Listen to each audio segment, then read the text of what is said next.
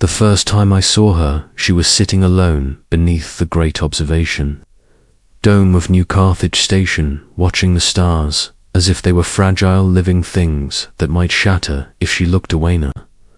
I sat near her any more the rumors had spread through the station like quiet wildfire after the Varelian royal convoy arrived their youngest princess. Erithvar Shala had not spoken a single word since docking, not to her escorts, not to the Terran ambassador, not even to her own mother. According to whispers drifting through corridors and Kafesti, official explanation was cultural adjustment. The unofficial one was Coldasum, claimed humans had offended her. Others said she found our species crude and overwhelming. A few insisted Varelians communicated only through complex telepathy, and she had deemed humanity unworthy of the effort. Whatever the truth, her silence had become a diplomatic fracture waiting to split wide. OpenEye was not a diplomat. I was a junior analyst assigned to study Varelian harmonic speech patterns. My job was to map tonal layers and emotional frequencies and translate them into something our systems could approximate.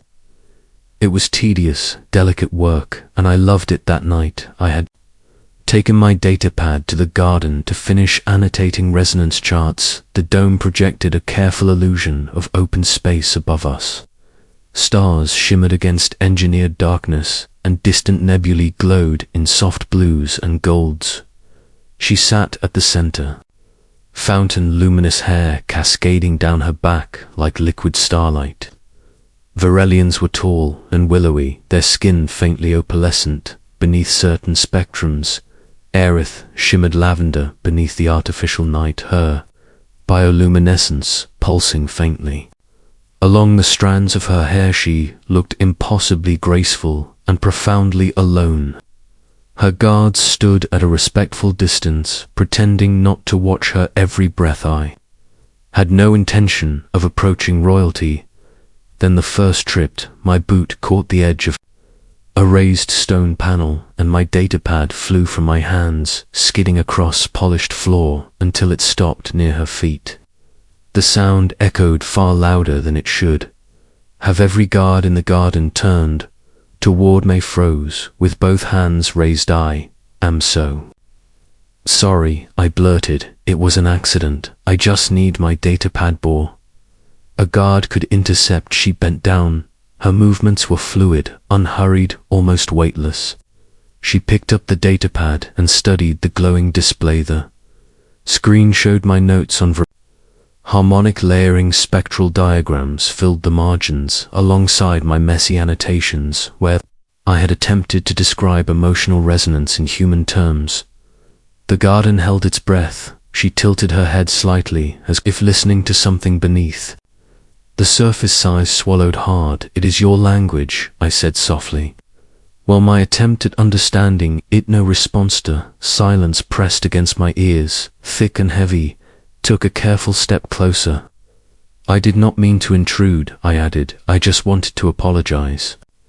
If anyone here has made you uncomfortable. Her fingers tightened around the datapad. Still nothing, but up close I saw it. Her shoulders were tense, not cold, not dismissive, but braced, as if against an unseen impact. Her eyes silver and deep held something far more vulnerable than arrogant sigh. Do not know what gave me the courage to speak next. Perhaps exhaustion. Perhaps instinct. You were very beautiful, I said gently. The guards stiffened. I felt heat flood my face. I had not meant it as flattery or strategy. It was simply true, the way her glow shifted with emotion, the way she held herself, despite obvious strain, the way she watched the stars as if they were old friends. Her eyes widened, a ripple of blue light traveled through her, hair brightening then softening into something warmer. You perceive me. Her voice was not merely sound.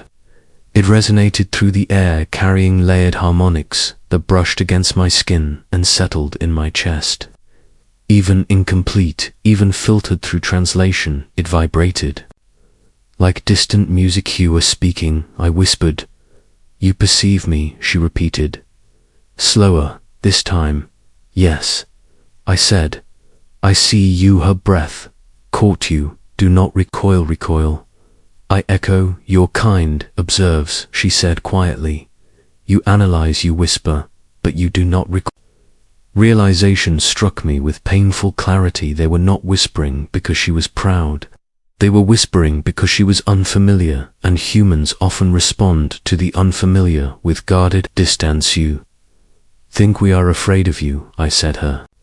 Silence was answer. Enough, you are luminous, I told her.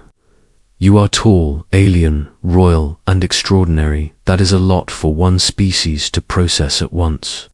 But fear is not the same as rejection. She studied me carefully. But beautiful, she asked. Very, I said with absolute certainty. Universally beautiful. The gold within her glow deepened. My advisors warned me, she said. They told me humans are visually dominant. They believed my appearance might provoke aversion. They were wrong, I replied.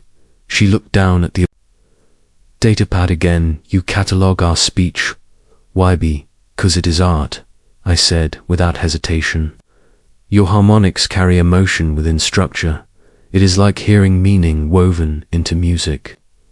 I have never encountered anything like it. Their hands trembled slightly. No one has called it art before. What have they called it? I asked. Complex, difficult, inefficient. I winced. We reduced your language to logistics. I am sorry. She searched my face as if measuring sincerity. You are not a diplomat, she observed. Very much not. Then why approach me? Because silence should not have to be carried alone, I said. The fountain behind her whispered softly, water flowing in delicate arcs. Above us, artificial stars shimmered on Varel. She began, compliments are harmonic truths. They are not given lightly. Then I spoke a harmonic truth, I replied her. Glow brightened subtly, and for the first time the tension in her shoulders eased. My silence was defense, she confessed. When confronted with unfamiliar emotional fields, we withdraw. Your species emits intense neural patterns. They are loud. Our emotions are loud, I asked, surprise. Chaotic, she corrected gently.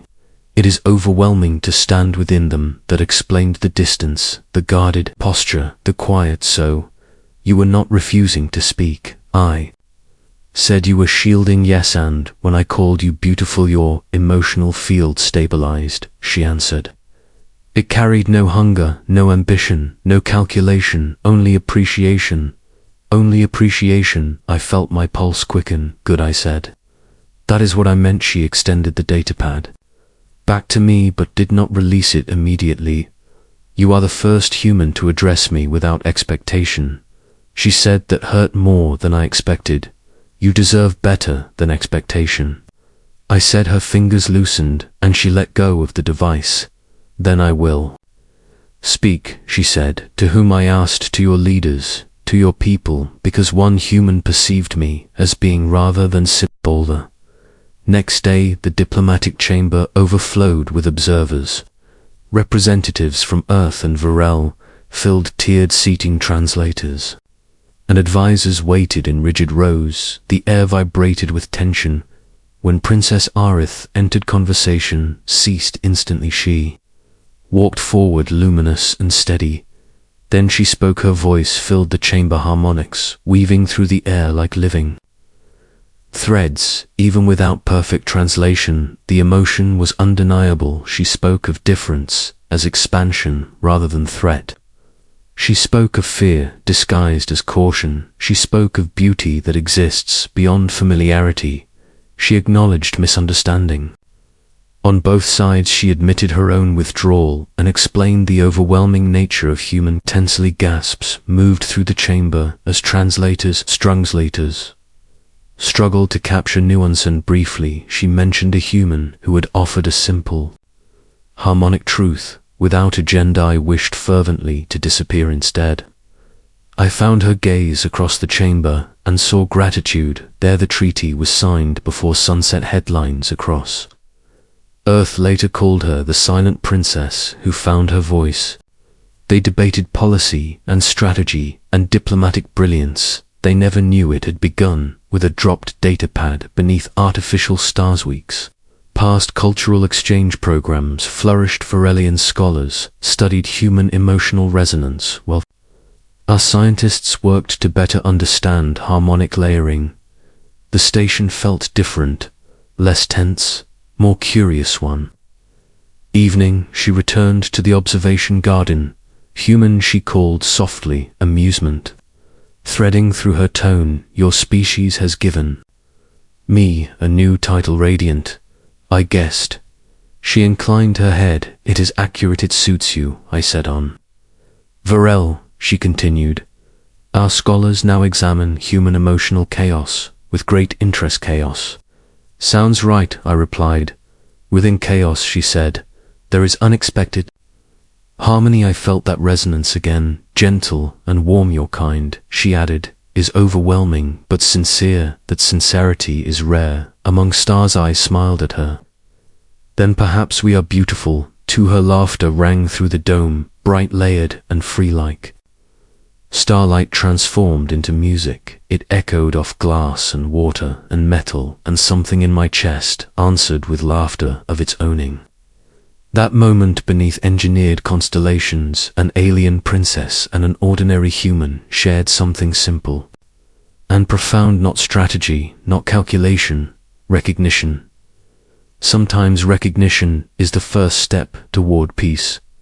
Asterisk.